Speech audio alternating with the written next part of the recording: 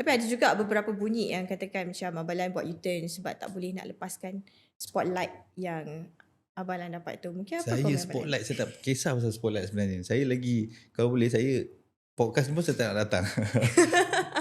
Saya memang tak suka duduk depan kamera cakap, but actually ini kerjaya saya. Mm-mm. So kalau saya tak buat penampilan, orang tak kenal saya.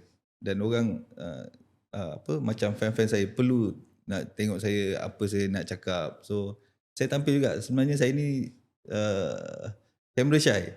Ya ke? Saya sampai masa zaman saya dengan Petronas saya hantar saya pergi training untuk berhadapan dengan kamera, apa nak jawab semua. Betapa susahnya. Dulu macam nak tengok kamera macam kalau interview ni pun saya macam alamak, susah. Tapi now dah makin matang. Semakin boleh bercakap Dah depan boleh kamera. cakap. So buat je lah.